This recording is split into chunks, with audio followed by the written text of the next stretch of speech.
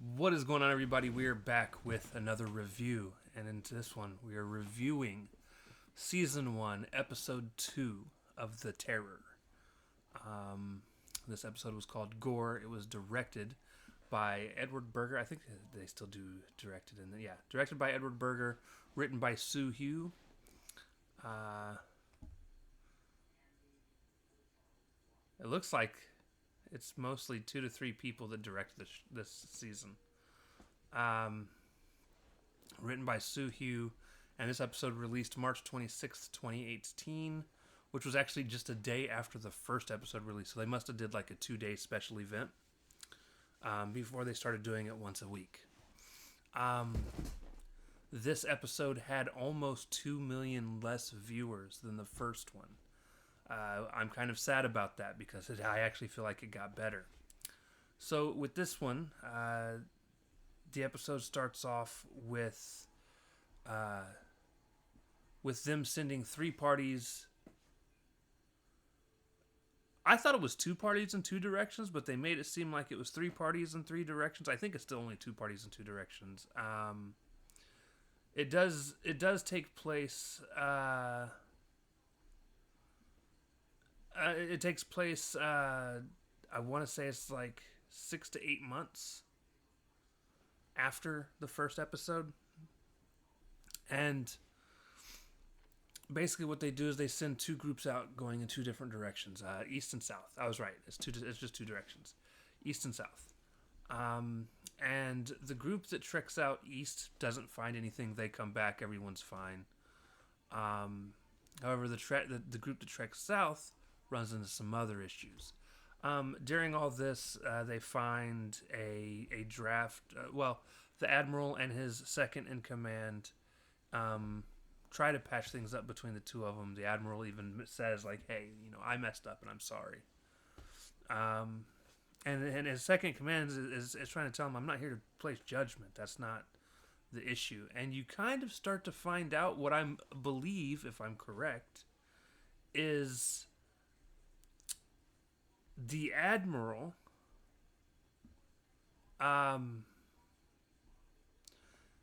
His daughter was proposed to by his second in command, the guy that he's talking to, and he kept telling his daughter to not date this guy, even though it's his second in command, and he trusts this guy for the ships. He doesn't want him with his daughter.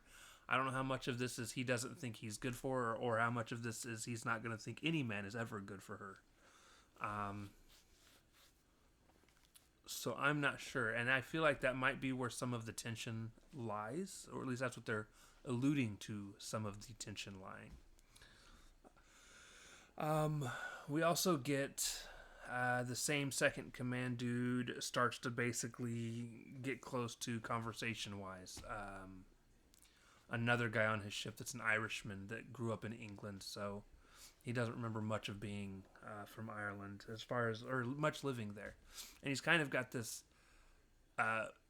majority English accent with some light Irish flair to it. But so there's that. So then, like I said, the group that goes south, they go south. They find this huge wall of ice, and they all climb up over it. And as they climb up over it, they leave their provisions back, and they walk so many miles and run across this cairn, or as I like to just call, a pile of rocks.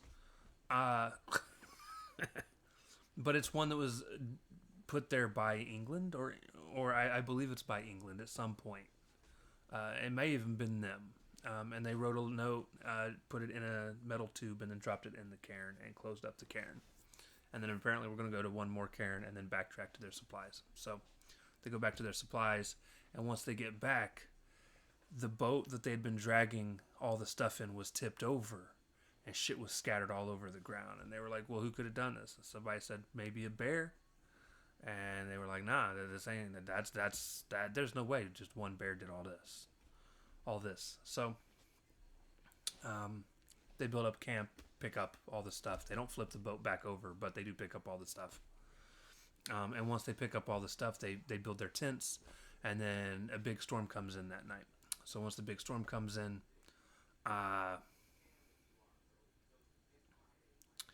it starts to drop some like uh, volleyball sized hail. I'm talking hail balls like this fucking big. My hands are tiny, but I still hope you can see what like it's huge. Uh, Big hail balls hit the ground. They all duck out. One of them could have died from the hail. I mean, it was huge. It was not good. But they run inside their tents, which I laughed because I was like, "There's no way these tents would hold up against the hail," but they do. Um, and then they hear what kind of sounds like a bear thing. Um, and so they go out, several of them with guns, and you don't actually. The hail stopped, and they go out and they start pointing their guns. They see something move, and one of them shoots, and a couple of guys run up there where they had shot, and they yell for the doctor to go up there, which you immediately felt like. I felt like as soon as he shot, I was like, oh, that was definitely a person. Now, I thought it was one of the crew, but it wasn't. It ended up being I think they called it an Inuit. Is that how it was?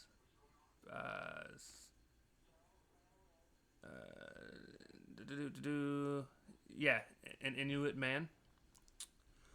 Mistaking him for a bear, right? And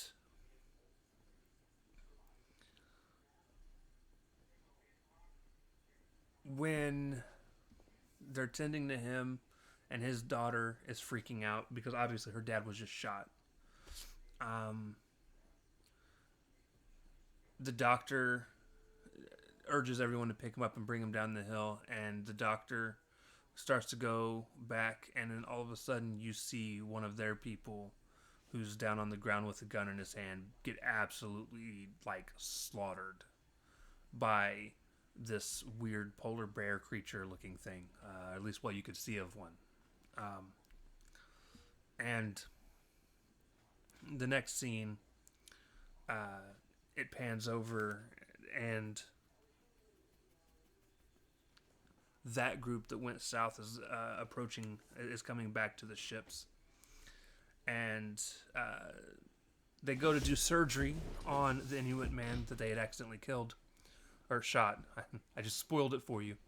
They accidentally shot him. They go to do surgery to get the bullet out, but he's not able to actually save him. And this is when you actually find out that some of the crew actually knows how to speak the language that these people speak. And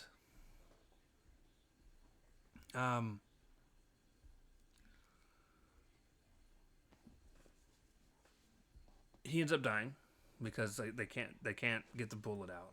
And she wants to get him out to die on the ice for some reason, but they can't. Like it happens super quick. He's just gone. But they do realize that his tongue was cut out, and she was telling her dad before he had died, like, I can't control the tumbak, and he still was like kind of hinting that you're gonna need to, without actually obviously saying anything because he couldn't say anything anyways. Which I'm guessing that's what the little snow bear monster thing is. And they start to call her Lady Silence. And she is off in another room. The crew starts to interrogate people, and they interrogate the doctor first, and he tells them everything that had happened. And one of their questions is, how do you know Gore died? He said, look, we searched a half a mile in every direction, could not find him. They're like, well, then how do you know he died? He was like, look, with the amount of blood that was on the ice, no one could have lived through that. And the guy goes, so you're an expert in this now? And he's like, hello, I'm a surgeon. Yes. I got some medical knowledge. Now that's how I'm translating it. But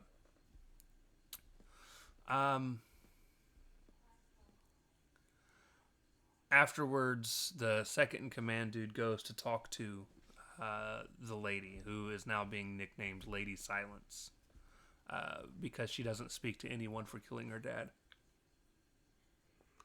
And she basically won't answer any questions until the second in command comes in and he starts to talk to her and he apologizes. He's like, look, I'm sorry about what happened to your dad. Where are your people? We want to help. And she basically was like, you need to leave. If you don't leave, you're going to disappear. And then she does this hand signal where she puts her hand in her mouth and then does this. And they look at her strange. And that's how the episode ends. So again, I definitely think this episode was better than the first one. For sure. It actually makes me look more forward to more of this series. I mean, we're already down to only having 8 episodes left. It's not a long one. It's only a 10 episode series. So, this was, like I said, pretty good. This specific episode, and yeah, the acting is really good. I don't know who any of these people are, if I'm being 100% honest. I don't know if they're like known British actors or what, but I'm curious. If we look at the reception to this,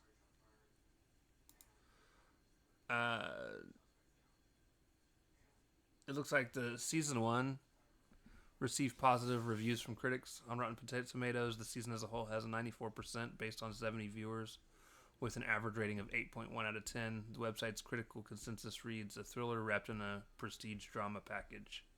The terror makes for gripping, atmospheric, supernatural horror. And on Metacritic, it has a 76 out of 100 based on 20 critics, indicating generally favorable reviews. So, it at least, yeah. And it has like a Mondays at 9 p.m. Oh. They actually got DVR numbers for a lot of them, too. That's cool. Oh, so that's crazy. So total millions of views for the first episode ended up being 4.37 million. Because it picked up another 1.03 million DVR viewers.